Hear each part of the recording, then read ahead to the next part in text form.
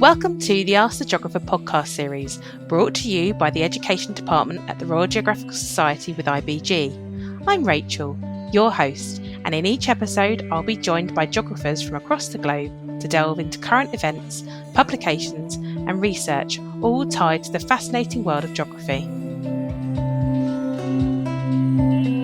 Hello and welcome to another episode of Ask the Geographer podcast, where today I am joined all the way from Australia by expedition cyclist Dr. Kate Leeming, who on the 24th of March will embark on a 10,500 kilometre bicycle journey through the heart of Central Asia.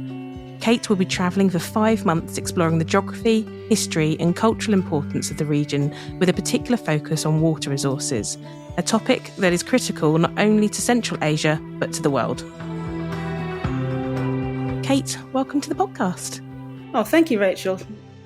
This sounds like an incredible journey. To start, why do you think this expedition is particularly important for geographers?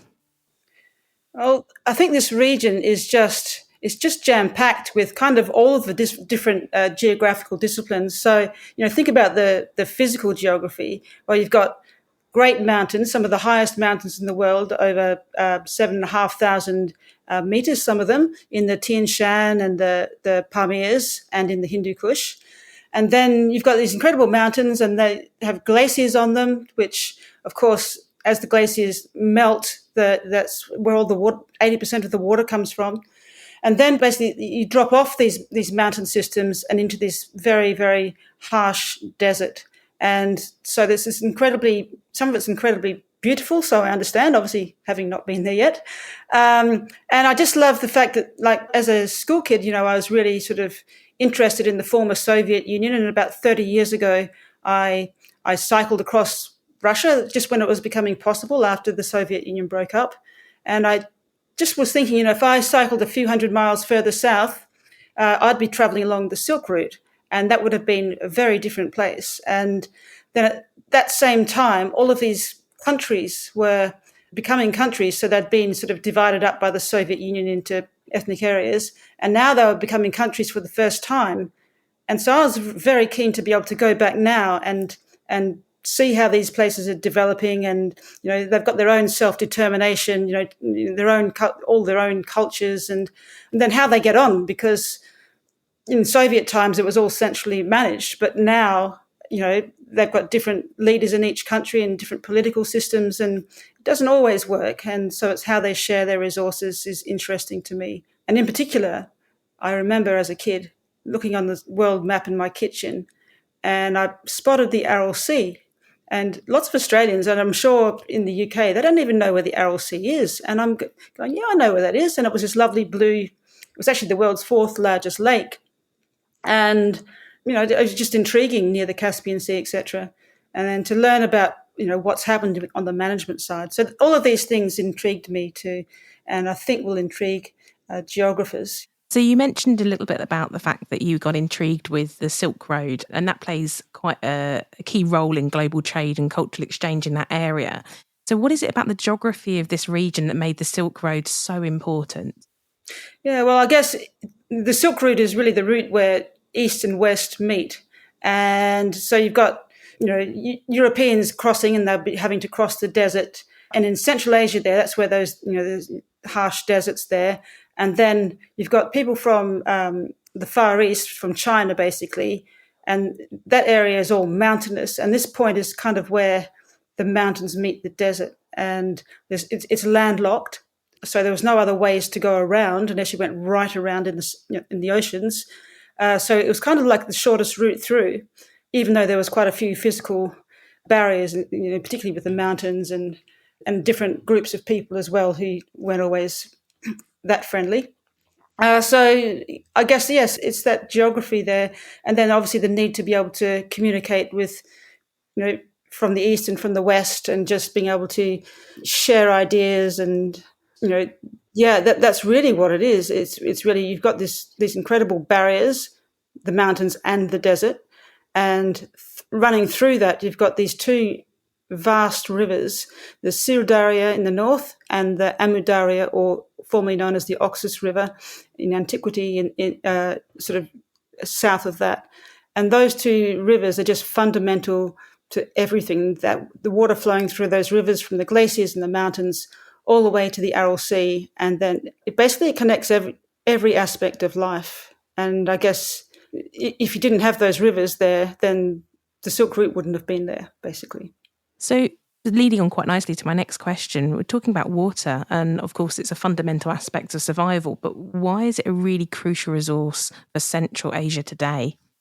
So, firstly, the area doesn't get hardly any rain, and pretty much all of the water, 80% of the water that flows down those rivers is glacial fed. So that water is just vital for everything, survival, basically, irrigation, and it's been used to grow food all the way down, and it's also been used up in the mountains as hydropower.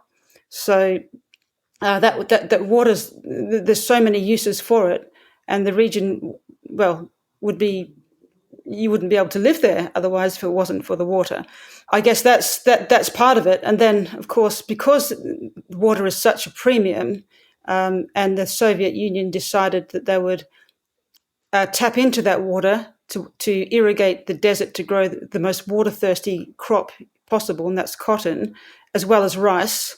And they blatantly just abused the water systems, knowing that they were draining the Aral Sea, which is where the water is flowing to. And on top of that, poisoning the water with pesticides and herbicides and fertilizers and things. So they totally abused the environment. So all of this just shows how important water is. It's obviously necessary for everything, for the life, for the economy, and for energy, all of those things. So it's kind of without water we have nothing. You mentioned the Aral Sea, and I'm hoping that quite a few of our A-level geographers who are listening should know a little bit about it, and you've given a little bit of a brief introduction from what you know. When you're out in the field, what do you expect to find there now? So this Aral Sea, basically the draining of the Aral Sea started in about the 1960s, so about 60 years ago. And by the 90s, it already had divided into... So the Aral Sea, by the way, is the size of Ireland. Okay, that's how big it is. So for that water to go, and over that time, is incredible. So it reduced into two, and then the largest part of the Aral Sea is just a seasonal lake, and there's just a few bits of water around in the south. But a very amazing story in the north, in Aral Sea North. People lived, they fished, their cultures were based around fishing. And as the water diminished, it became saline and salty, so the fish couldn't live there anymore. And then in 2005, the World Bank, in conjunction with the Kazakhstan government, made this wonderful initiative with it. They built a dam to hold and dikes and controlled the flow of the Sirdarya near the mouth, so that basically they've managed to stop the water flowing out into the vast Aral Sea South and just evaporating. And they've managed to raise the water levels. It's up to like 42 meters, and the waters become less salty. They've got fish back. You've got people, fishermen going back to their villages and having an economy again.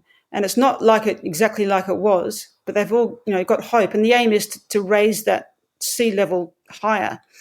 So that is something I'm really, really keen to learn about. And I've connected with the International Fund for Saving the Aral Sea, which is based in Kazakhstan at the moment, and they're very keen to host me and show me around. So I can't wait to see that and then be able to share my story. That's really exciting. And actually, it's quite good to hear a story of solution and hope and future that's coming out from a case study that, as geographers, we've all understood the saline side of it and the abuse of the water there. So actually, it's good to hear that something actually positive is happening there. Totally. And yet, I've learned so much more even before I go there. It's like, because all of the fertilizers and pesticides and things have washed down into the sea, and then the water's evaporated, so it leaves behind this toxic salt. And that salt is really injurious to the health of the people, especially in the south, but all over. And like it gets whipped up because it's caused like a microclimate. So the temperature's increased. So then that toxic dust gets whipped into the atmosphere. And it's been found not just locally, but in fact, and up in the Tian Shan Mountains where it lands on the glaciers and speeds up the melting of the glaciers.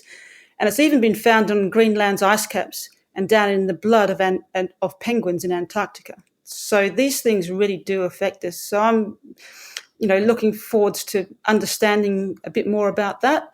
And then in the south, there's lots of solutions as well. And it seems the Aral Sea South, the bigger parts actually, they've lost that, but they are regreening areas with salt-resistant shrubs called, in Australia we call them tamarisk. They're called saxel there. And they're growing different types, learning to grow different types of crops and different things. So I've got someone in the south there where she's going to show me around what she's learning, and she's very excited to host us as well. So I'm looking forward to that too. If we move more onto your journey itself now, how do you think travelling by bicycle will help you build an understanding of the relationships people have with the landscapes and the environment? Very early on when I started traveling by bicycle through Europe, I got a great passion because I love the connection I make with the people and the land, because you're really out, you're really out amongst it. You're not sort of entombed in a sort of a vehicle in sort of tin can. You're out there, you're having to experience the environment, and it's a very close connection. I experience the weather, what it's like. Is it hot? Is it cold? Is it windy? What it's like to climb the mountains or the hills, and going through the sand, just all of those things. And then the people you meet. So it's all of those connections that make traveling by bicycle really special. And it's just going to, I love the idea of bringing a line on a map to life. So my journey is not a usual way of exploring Central Asia, obviously by bicycle, but then the idea of following the waterways is not what tourists normally do. So it's going to be very interesting when I'm going like off-road, like cycling along, over the bed of the former Aral Sea. That's going to be amazing, even though obviously I don't want to be too long if the toxic dust is there. But yeah, just all of it. I'm out there in it and experiencing it. So I'm wanting to be able to convey that, those experiences, which means I see the world those parts a little bit differently, a little bit more intimately. And it kind of gives me a really great perspective of how it all fits together, and probably in a way that, again, if you're driving somewhere, you can drive a few hundred miles in a day and you will see things, but it's the experience that is a little bit different. And it may seem laborious for some people, but it's actually probably one of the best ways, because you can still, walking's a little slow for me. Like walking is good in some places, but to cover these distances, it would take a very long time. But on a bike, you can do hopefully a little bit more than that. So yes, I'll be doing probably 70 to 80 miles a day mostly, but obviously less if it's just sand or mountain climbing. But that's about what I'll do. So that's the pace I'd love to be able to explore and understand better how the world fits together. You talked a little bit about the Aral Sea and going out there and looking forward to being able to see where they had made changes and improvements to the area. But how do you hope that the whole of this expedition will serve as a method for students to engage with sustainable approaches to water resource management? I'm hoping to be able to give a really holistic story about how it all fits together. So you'll see the beauty of the water flowing through the mountains and the glaciers and all those sorts of things, and then you see how it's sort of used along the way. So I'm hoping to stop and talk with people and see the hydropower, some of the hydropower plants, and sort of really get an in-depth knowledge there, and how that water is shared or not shared between nations. Obviously, if the upstream, like Tajikistan and Kyrgyzstan, if they're controlling the hydropower, if they don't let the water down, then downstream where they want to grow the food, they get a little bit upset. So, but then on the other hand, the people downstream need to share their resources with those upstream, especially the other energy resources. So I guess it's not that nothing's happening.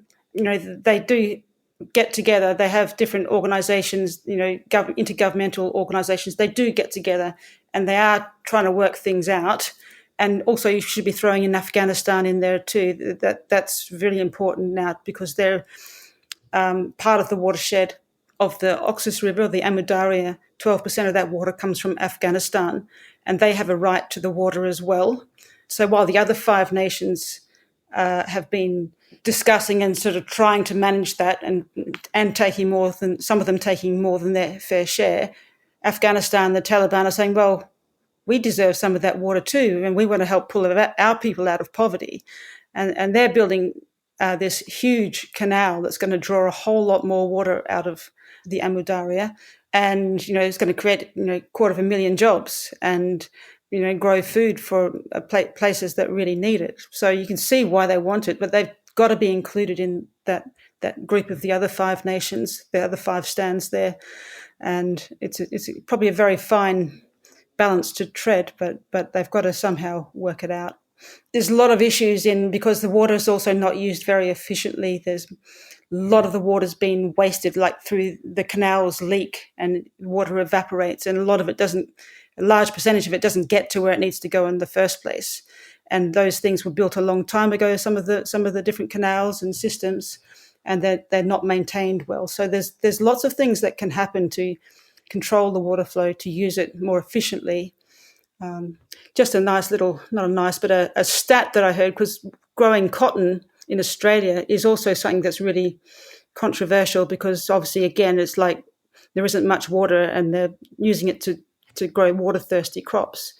But Australian farmers are 67 times more efficient in their water use than they are in Uzbekistan. So, there's so much that could be done, and maybe there should be sharing amongst different nations internationally with that. I grew up on a wheat and sheep farm myself in Western Australia, and I've always had this interest in the management of the land and resources. Just been ingrained in me. And we had a little part of our farm that was starting to get a little bit salty, because the water table rises when trees were originally cleared off the land, or shrubs, and then you're cropping it all the time. So, we started growing trees. As a little kid, I used to be planting trees, and they were the same trees that they're planting basically to control the dust on the Aral Sea. Is the same type. There are lots of relationships and different types of crops and knowledge that could be shared.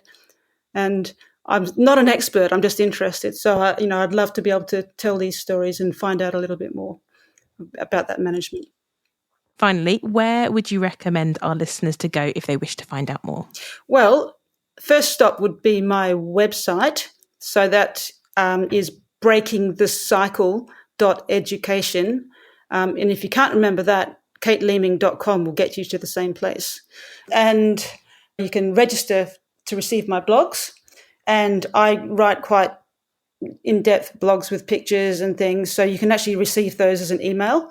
I'm also working with a Canadian organisation called Exploring by the Seat of Your Pants, where we do live presentations. So just a few live presentations, and then linking those up with some resources that we're creating. Hopefully they'll be finished when we're ready to go. It's a lot of work to do, but that, and then there's a very cool thing, is that I've got an interactive map, and we'll put up the URL for that, but you can open that URL and basically put it on your phone, send it to home screen, and it becomes an app. So you can have it on your phone, and you just push on the button, and you can see where I am. And then I'll be on that map. I can be every time I have a bit of information, whether it's a blog or a little update of some type, then I'll have it on there as well. So you can very easily follow the expedition. Once that's finished being set up, we'll have some events on Exploring by the Seat of Your Pants, which is exploringbytheseat.com. I love to explore, but one of the most rewarding parts of my journey is when other people are inspired and they're learning from what I do, and then they go and take action. And that kind of makes it like the complete circle. So then to take action for me, for this expedition, I'm raising funds for water.org to help bring safe, clean water and sanitation to the world. they do a wonderful job. So I think so far in the last 15 years, 73 million people have now more access to safe, clean drinking water, as well as sanitation. And so I'm running a little fundraiser for that. Obviously, there's an education program which you're going to be a part of.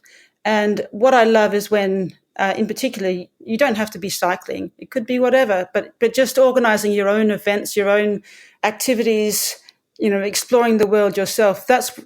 Then I know my expedition's really succeeded when others are going out and it multiplies like a ripple effect. So that's what I'd really love to, I'd love to hear about what you're doing.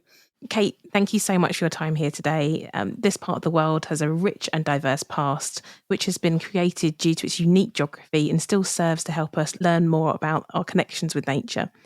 We wish you the very best of luck on your expedition and look forward to hearing more about it when you return.